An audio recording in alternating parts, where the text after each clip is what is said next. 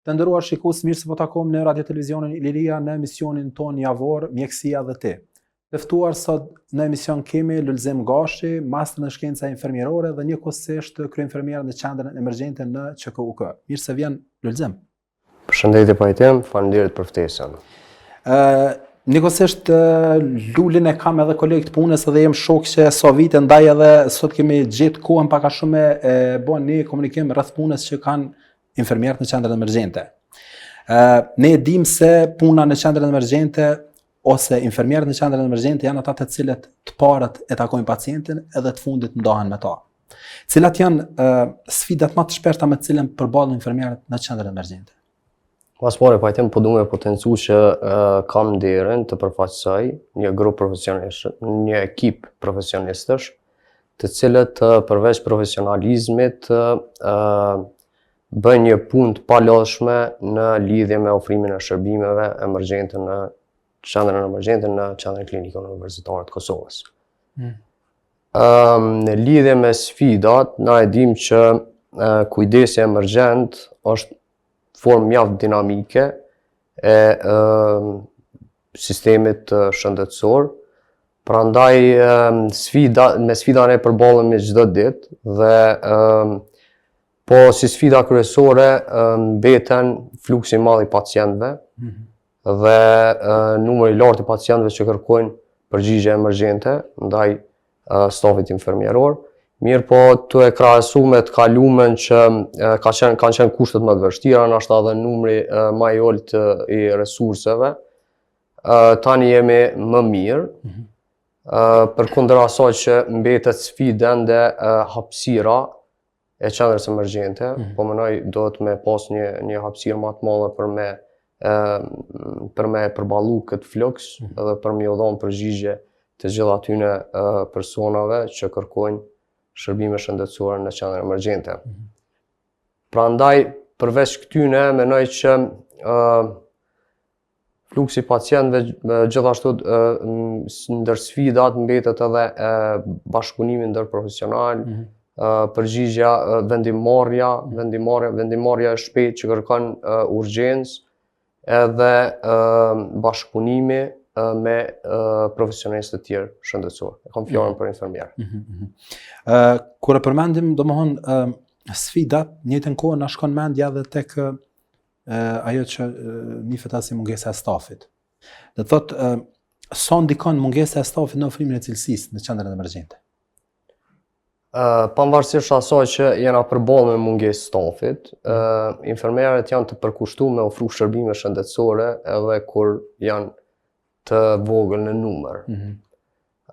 Sepse punën e tyre e bëjnë me profesionalizëm edhe ndjeshmëri të lartë. Mirë po, te këto raste ndoshta vjen shprehje triazhimi i rasteve, duke i ofruar shërbime shëndetësore pacientëve që kanë më shumë urgjencë, pa dashur me thonë që tjerët kanë me prit, po pavarësisht formën e seleksionimit. Patjetër që e kena na mësojnë edhe kena mësuar edhe në studimet tona që kena bërë që piramida Maslow merret me prioritete dhe tregon se cilat raste kanë prioritet në krahasim me raste tjera. Te komunikimi me pacient hasen shpesh herë edhe vështirësi. Cilat janë ato vështirësi do të thotë që i hasin tek pacient duke pas parasysh që është në rastet emergjente ose në qendrën emergjente?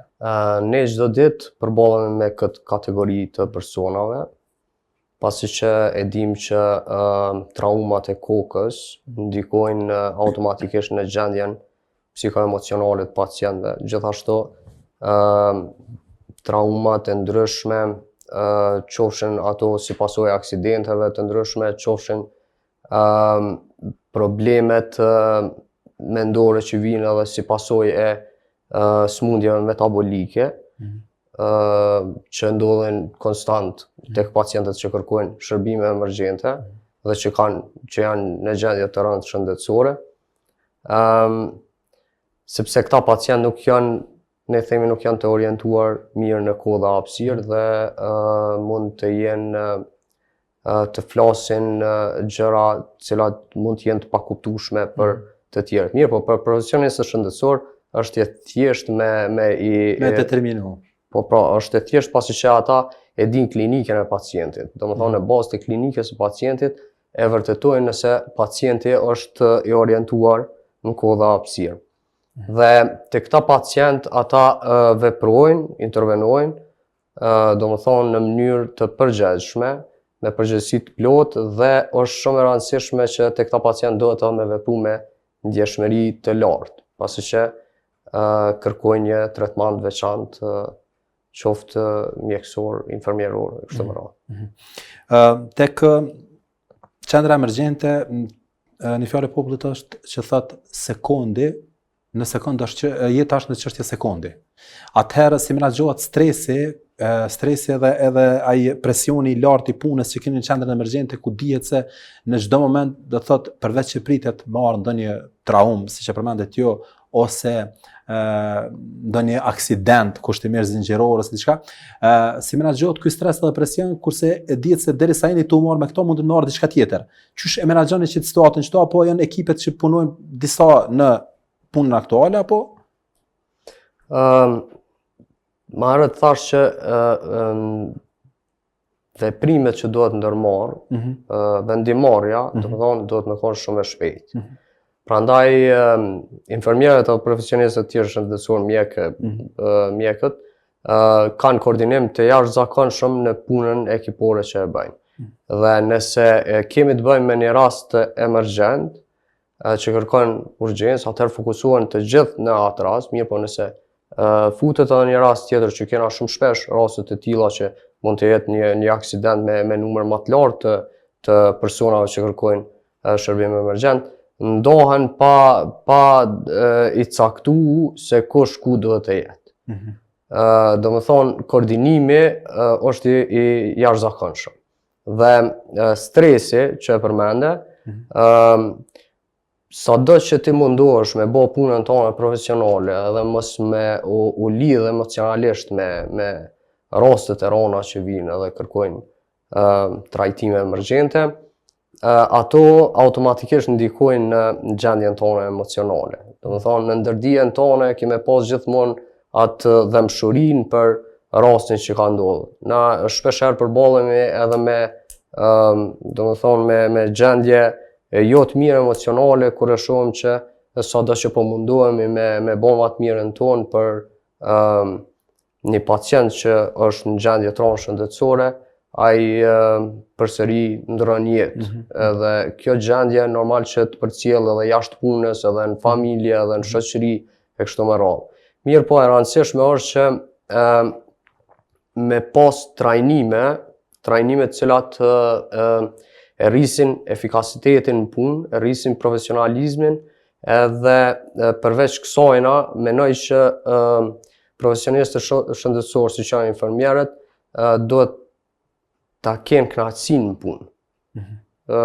Kjo i bjen që menaxhmenti në këtë rast me përfshi veten, duhet të rrisë kënaqësinë në punë për me rrit efikasitetin edhe me e ul nivelin e stresit tek profesionistët shëndetësorë. Gjatë punës disa veçare që do punojnë në klinikën emergjente, a vlen të përmendë ndonjë rast kur një ndi i mërzitur përkundër punës që keni bë, përkundër angazhimit që keni bë në lidhje me një pacient, pavarësisht qoftë ai traumë ose se ka raste kur flas çdo herë nga përvoja që edhe kem punuar ato. Vinë raste do thotë në stadiet terminale, në stadiet e fundit, qoftë ata që luftojnë me kancer. A keni raste kur, ose a mund t'ju kujtohet ndonjë rast kur një ndi keq përkundër mundit që keni bë? Çdo ditë përballen me këtë gjë, pasi që çdo ditë kemi raste të rana që kërkojnë se e dina që është porta e vetme me cilë e fundit si klinikë terciare, ku kërkohet shërbim më i avancuar shëndetësor. Prandaj të e ditë që natyrat e patologjive që kërkojnë tretman në emergjencë janë të rana, dihet që edhe personat cilët ndrojnë jetë në këtë qendër janë më të shumë në numër në krahasim me klinikat tjera. Prandaj çdo ditë stafi shëndetësor përballet me këtë gjë. Dalme pak tek pajisjet të cilat disponon qendra emergjente, pajisjet mjekësore në këtë rast. A mund thuhet se ka mungesë të pajisjeve mjekësore në qendrën emergjente për ofrimin e shërbimeve, apo janë të mjaftueshme për hapësirën aktuale? Pajisjet biomjekësore, nëse veç për to po flasim, në qendrën emergjente nuk mungojnë. Kemi të gjitha pajisjet e nevojshme për trajtimin e rasteve që kërkojnë shërbime shëndetësore aty. Edhe me renovimin e fundit që është bërë në qendrën emergjente, është rrit pak ato që e thamë më herët që kërkohet hapësirë më e madhe, është rrit pak hapësira, sidomos e pjesës njësisë internos, se emergjenca ndohet në njësi, ku është dhoma reanimacionit, dhoma internistike, ku kërkojnë në shërbime shëndetësore pacientët që vuajnë nga smundje të ndryshme internistike. Ajo njësi është rrit dhe ka ofruar një farë komoditeti në lidhje me ofrimin e shërbime shëndetësore dhe është e pajisshme me monitor, aspirator, respirator, eho. Të nderuar shikues, është koha e marketingut, shkojmë në një blok marketingu dhe kthehemi sërish me mysafirin në studio.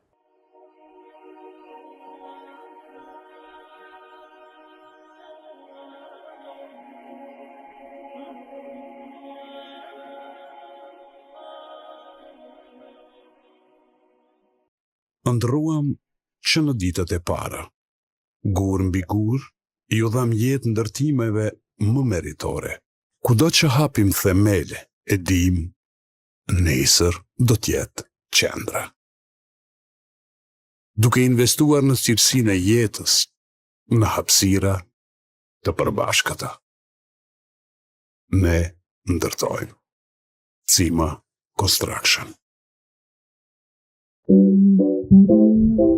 Laboratori HomeLab Plus ofron shërbime diagnostike dhe laboratorike të gjitha analizave të organizmit tonë, nga hematologjia, biokimia, imunologjia dhe markerët.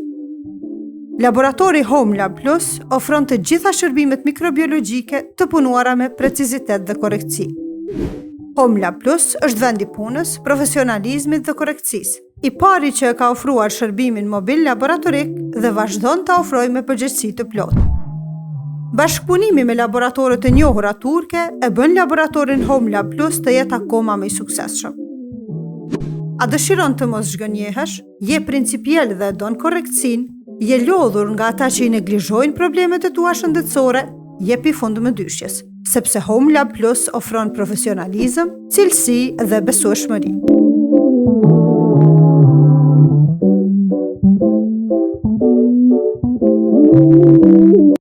Super zbritje në Emona Center.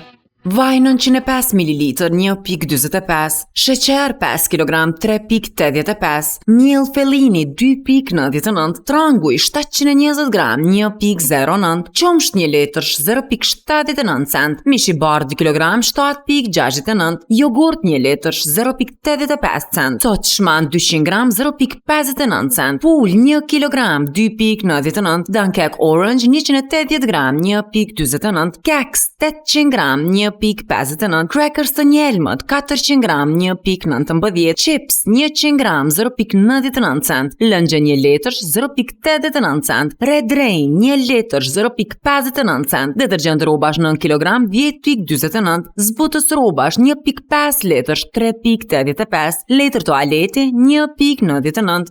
Emona Center, ne dallojmë nga të tjerët.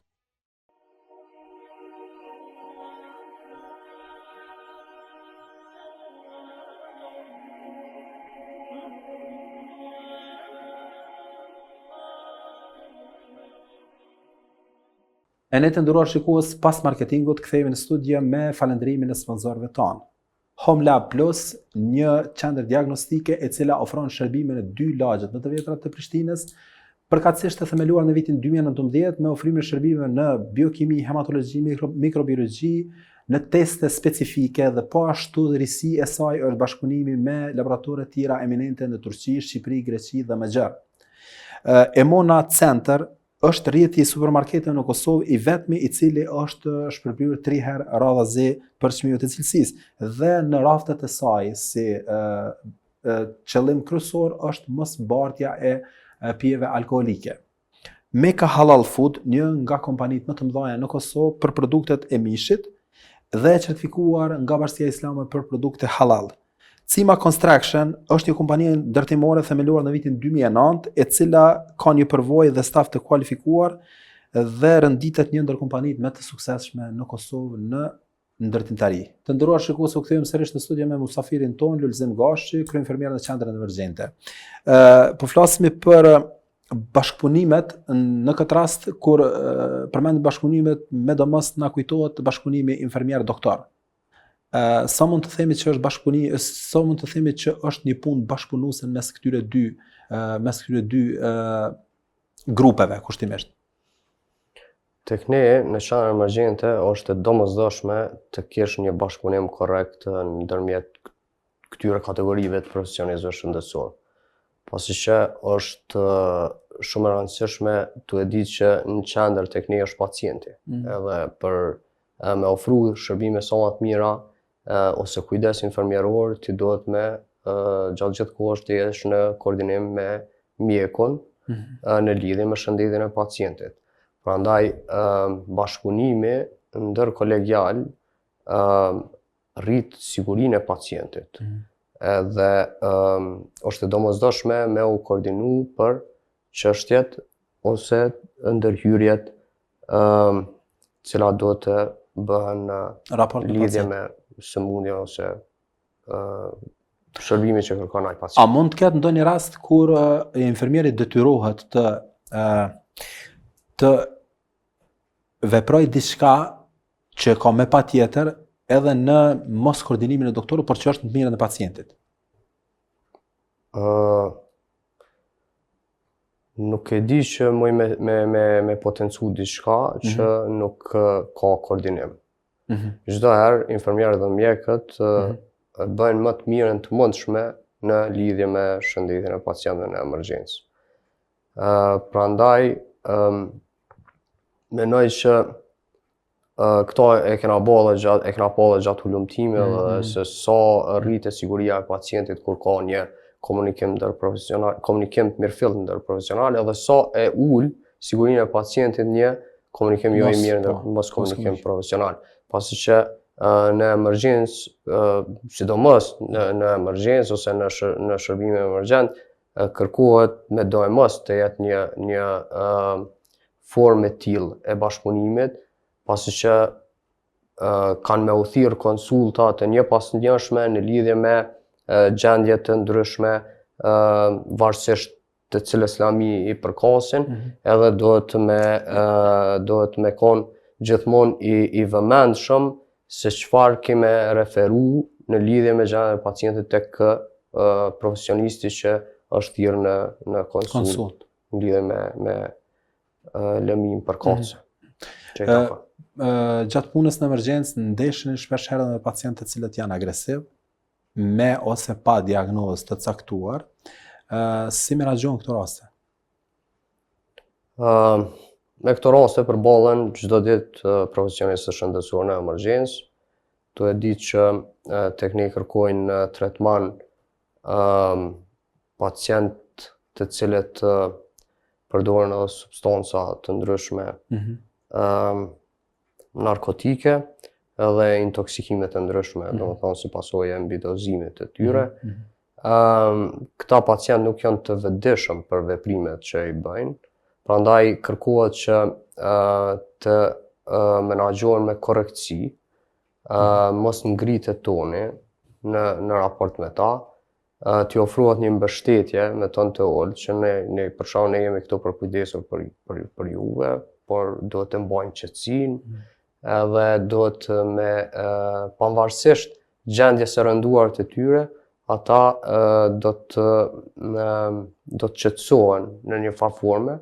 Nëse jo, atëherë do të thirret edhe sigurimi edhe policia që ndodhet në 24 orë në qendrën emergjente në ndihmë për me stabilizu pacientin që me mujt me me i kry ndërhyrjet tona mjekësore, infermierore, për me dhonë terapinë adekuate që me mujt me trajtu në gjendje të shetë pastaj Ofru shërbim sa më të mirë. pacientit. Tek dokumentimi i shpejt, dihet se në emergjencë punat që bëhet, do thotë, është edhe punë që duhet marrja të dhënave, shpeshherë nga përvoja shohmi që pacientët cilët vinë në aksidentet që mund të jenë 2 më shumë përfshirë në aksident ose aksident zinxhiror që llogaritet se në trauma të ndryshme, dokumentimi të dhënave ka rëndësi shumë. A paraqet ndonjë problem kjo për qendrën emergjente apo është ndonjë rregull që përcjellet përmes triazhimit? Tash dihet që jemi duke pritur edhe sishin për me u fut implementimin e sishit. Domethënë digitalizimi mendoj që për fillim besoj që ka me konë sfide madhe, mirë po me kohën kena me po që ka me konë lehtësim i madh për profesionistët shëndetësor, edhe një po përveç kësaj që jemi të e prit, domethënë deri tani dokumentimi i rasteve bëhet në historinë e pacientit që hapet në recepcionin e qendrës emergjente me numër protokolli, me dhënat e pacientit, edhe historia i ka të gjitha shërbime, strukturën që i përfaqëson të gjitha sistemet e pacientit dhe mendoj që dokumentimi bëhet me mënyrën që e bojnë ana, domethënë bëhet tamam në rregull. Një protokollare. Edhe gjithmonë ata që kërkojnë shënime ose kur ka kërkesa për me marrë raportin e pacientit, gjithmonë gjendet tek administratori i klinikës, i cili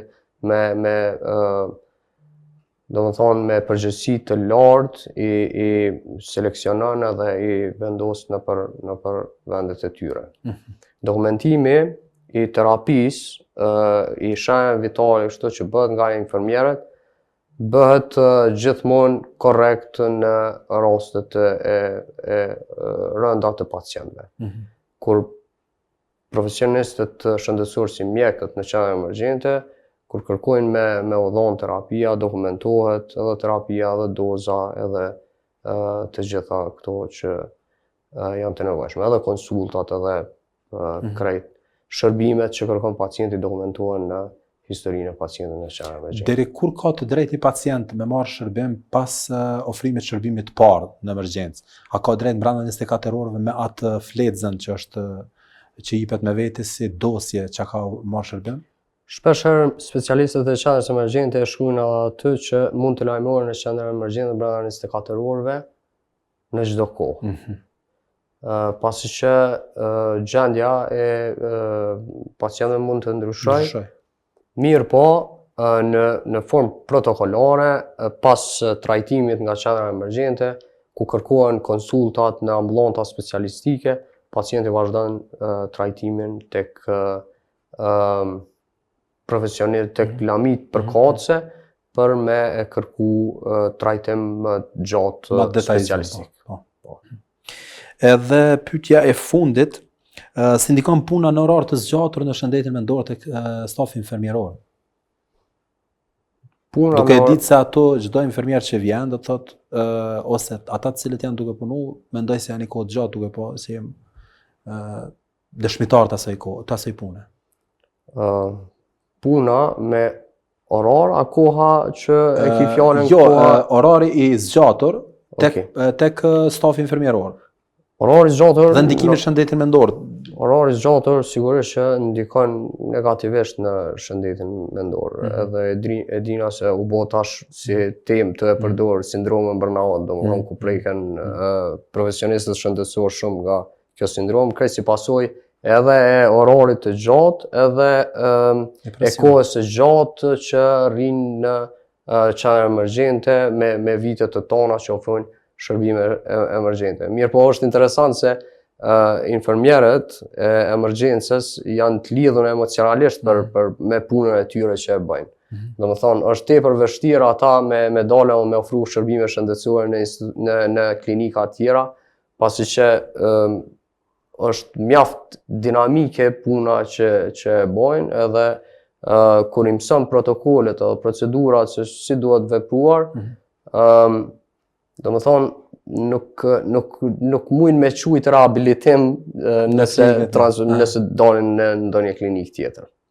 A mendon se ka staf mjaftueshëm tani në qendrën emergjente si staf infermieror apo për momentin nuk jemi keq me shtimin e fundit të infermierëve është stabilizuar mjaftueshëm. Qendra emergjente mirë po flasim që në raport me fluksin e pacientëve që kërkojnë shërbime emergjente është e nevojshme që edhe të rriten resurset humane edhe të rriten hapësirat për me i ofru shërbime shëndetësore cilësore personave që kërkojnë. A keni ndonjë dhënë do të thotë brenda 24 orë që sa pacient kërkojnë prafërsisht shërbim? Po. Një mesatare se ku dihet se kërkohet shumë, po. Po, mesatare shërbime shëndetësore që e pacientëve që kërkojnë shërbime shëndetësore në emergjencë është për momentin 300 pacient brenda 24 orëve. Brenda 24 orëve. Domethënë 3 ditë e fundit e kom pas 325, 399, 309 numër e pacientëve. Domethënë nën 300 ka mujt me qenë 290, 280, mirë po një mesatare nëse e nxjerrëm 300 pacient kërkojnë shërbime shëndetësore në emergjencë. A kemi raste kur edhe jo gabimisht, po me pa arsye kërkohet ndihmë në qendrën emergjente? Po, kemi shumë raste, fatkeqësisht, që referohen pa kriter qoftë prej spitaleve regionale ose mjekësive të qendrave familjare. Sidomos rrethina e Prishtinës duhet ditë që mungon edhe spitali i Prishtinës dhe referimet që i bëjnë ndonjëherë janë edhe të panevojshme. Kështu që e ngarkojnë edhe profesionistët shëndetësorë edhe sistemin e ngarkojnë duke i dërguar në qendrën emergjente që është Klinika Universitare e Kosovës, klinikë terciare. E që ndoshta në raste të caktuara i ngushton edhe hapësirën, ngushton edhe angazhimin stafit për t'i ofruar shërbim në pacienti i cili është me prioritet ato. Patjetër që po. Atëherë ne shpresojmë që në të ardhmen të bëhet puna e pavarur ashtu e stafit infermieror në atë aspektin që të ketë hapësirë të mjaftueshme, të zgjerohen hapësirat, ku dihet se çdo ditë po shtohet edhe fluksi i pacientëve. Ne të falenderojmë shumë për kohën, me shpresën që kemi të taku për ndonjë temë të caktuar në lidhje me qendrën emergjente. Faleminderit shumë, kënaqësia është e mia. Faleminderit shumë. Të nderuar shikues, kaq ishte sot emisioni ynë Mjekësia dhe te, me ne musafir ishte Lulzim Gashi, kryenfermier në qendrën emergjente dhe master në shkencat infermierore. Deri në emisionin e ardhshëm, shikim të këndshëm.